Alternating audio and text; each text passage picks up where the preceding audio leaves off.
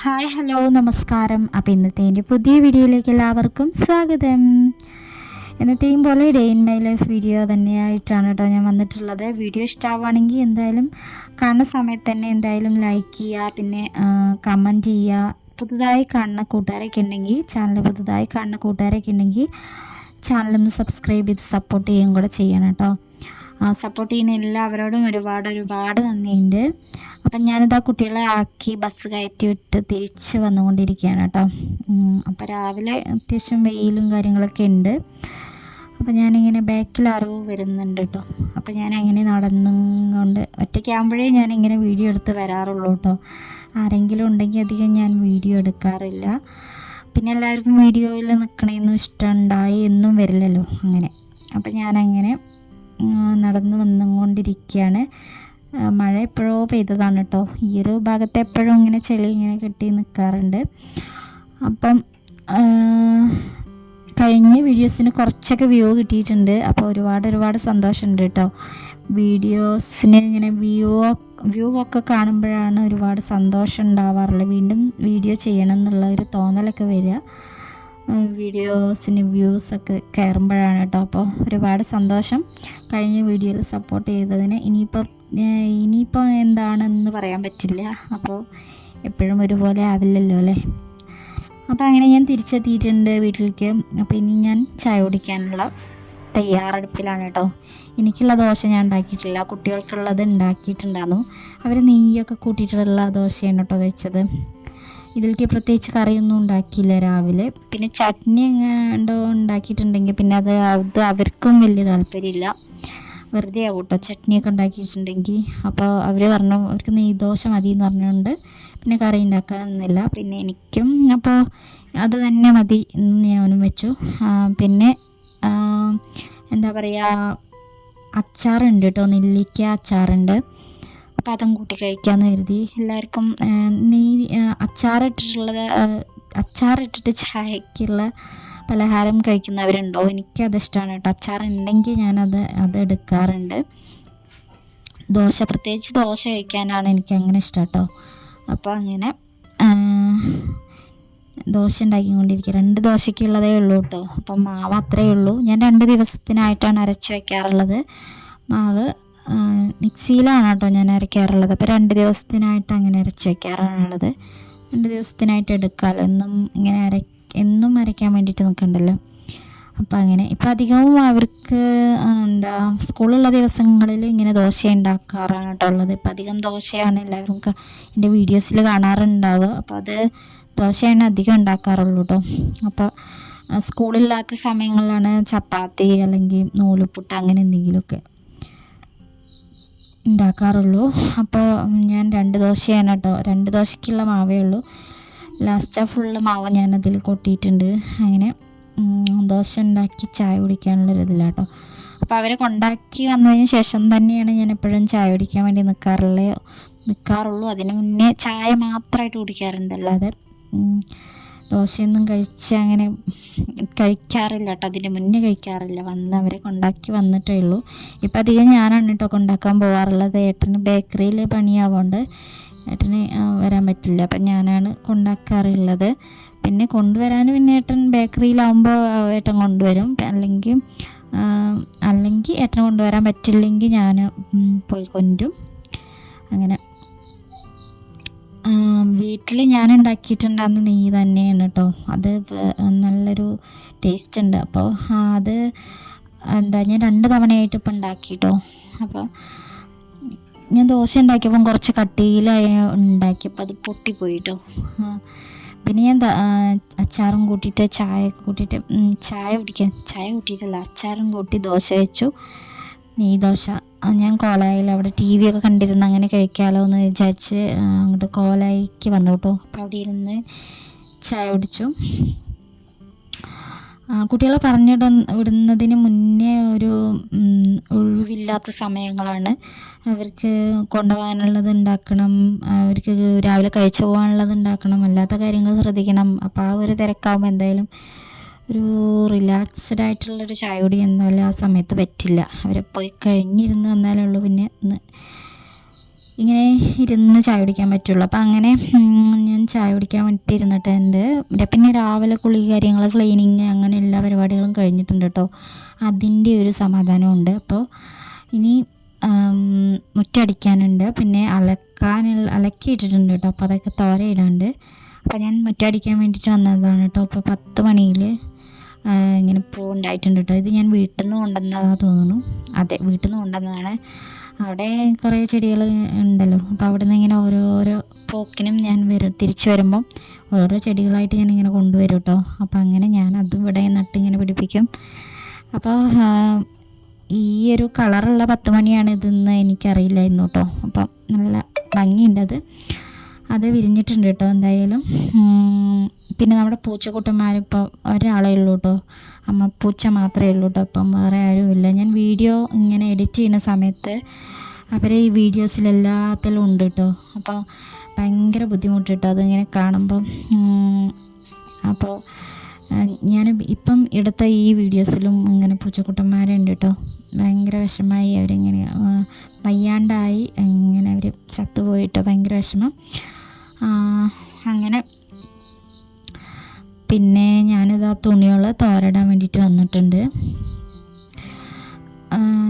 കുറച്ച് തുണികളേ ഉള്ളൂ കേട്ടോ അലക്കാനുണ്ടായിരുന്നുള്ളൂ. അതേ അപ്പം കുളിക്കുന്നതിന് മുന്നേ തന്നെ ചെയ്തു വെച്ചു. പിന്നെ കുളിയൊക്കെ കഴിഞ്ഞിട്ട് അതിന് നിൽക്കണ്ടല്ലോ എന്ന് വിചാരിച്ചു. എന്തായാലും തിരക്ക് പിടിച്ച പണികൾ തന്നെയാണ് കേട്ടോ രാവിലെ എന്തായാലും ഉണ്ടാകാറുള്ളൂ.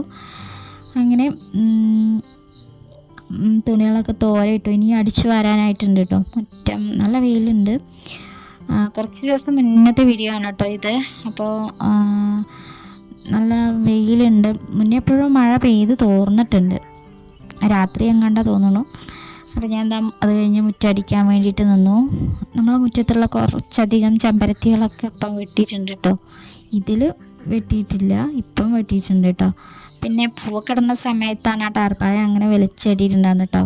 ഇപ്പം അത് അവിടെ നിന്ന് മാറ്റിയിട്ടൊന്നുമില്ല. മഴ പെയ്യുന്ന സമയത്ത് അധികം വെള്ളമൊന്നും അങ്ങോട്ട് നമ്മളെ തിണ്ടത്തേക്ക് ആവാതിരിക്കാൻ ഇതിങ്ങനെ കിട്ടുന്ന ഈ ടാർപ്പ കെട്ടിയതുകൊണ്ടൊരു കാര്യമുണ്ട് കേട്ടോ.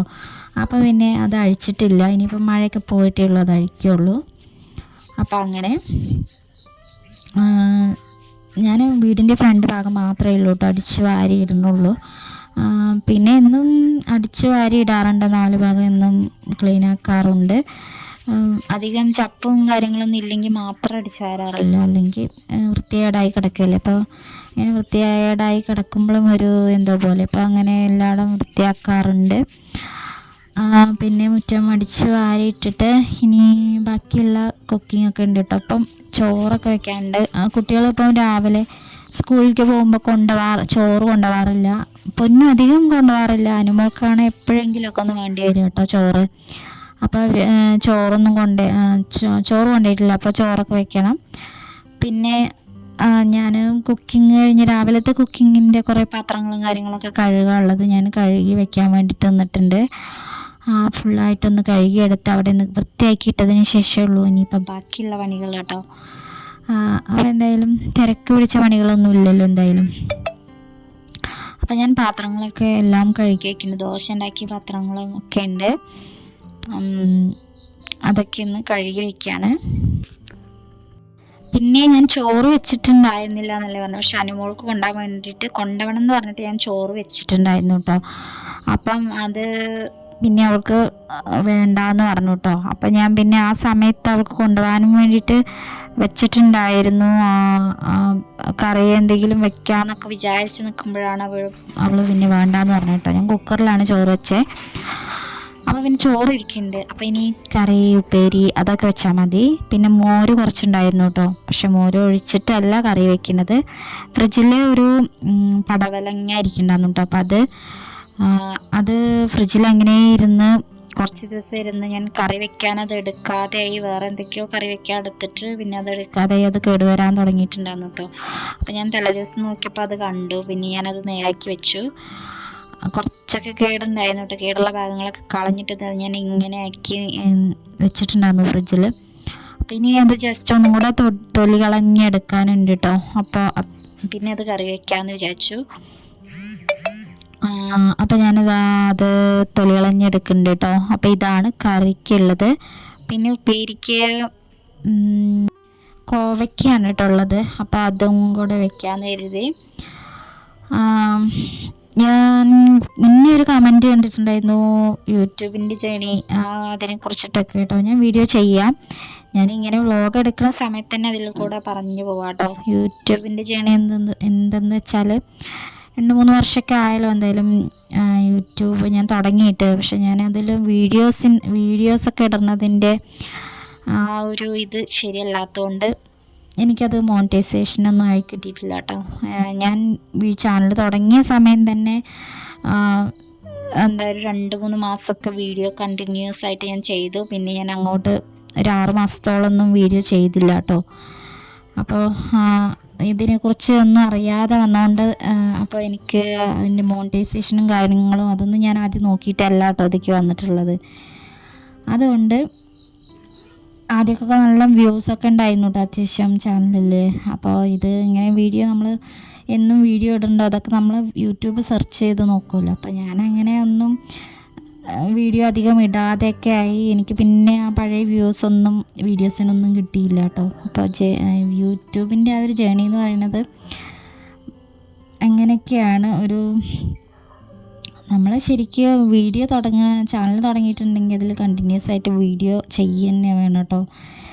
നമ്മളെടുക്കുന്ന എഫേർട്ടാണ് ഇതിൽ മെയിൻ.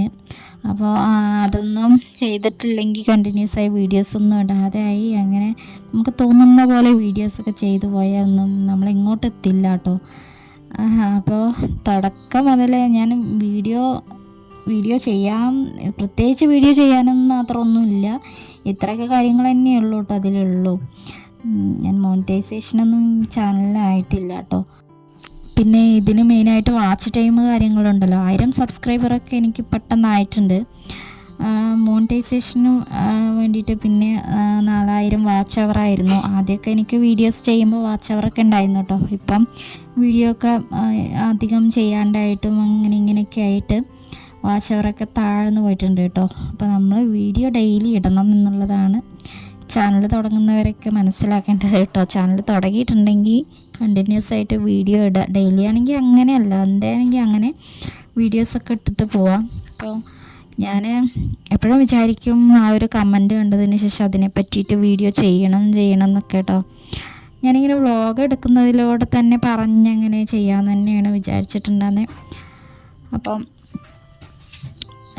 ഇതിൽ കൂടുതൽ കാര്യങ്ങളൊന്നും അതിലങ്ങനെ പറയാനൊന്നുമില്ല കേട്ടോ. അപ്പോൾ എന്തായാലും വീഡിയോ പുതുതായി തുടങ്ങുന്നവരൊക്കെ ഉണ്ടെങ്കിൽ നല്ലോണം ശ്രദ്ധിച്ചിട്ട് തന്നെ വീഡിയോ ചെയ്യാട്ടോ. ശ്രദ്ധിക്കുക എന്ന് പറഞ്ഞാൽ വീഡിയോസൊക്കെ കണ്ടിന്യൂസ് ആയിട്ട് ഇടുക. പിന്നെ നമുക്ക് വ്യൂ ഒക്കെ വരണമെങ്കിൽ ഒരുപാട് സെറ്റിങ്സും കാര്യങ്ങളൊക്കെ ഉണ്ട്. അതിനെക്കുറിച്ച് കൂടുതലായിട്ടൊന്നും പറയാനൊന്നും എനിക്കറിയില്ല. ഞാനൊന്നും കാണാണ്ട് പ്രത്യേകിച്ചൊന്നും പഠിക്കാണ്ട് വന്ന ആളാണ്. അതുകൊണ്ടാണ് എനിക്ക് മോണിറ്റൈസേഷനും കാര്യങ്ങളൊന്നും ഇപ്പോഴും ആയിട്ടില്ലാത്തതും കേട്ടോ.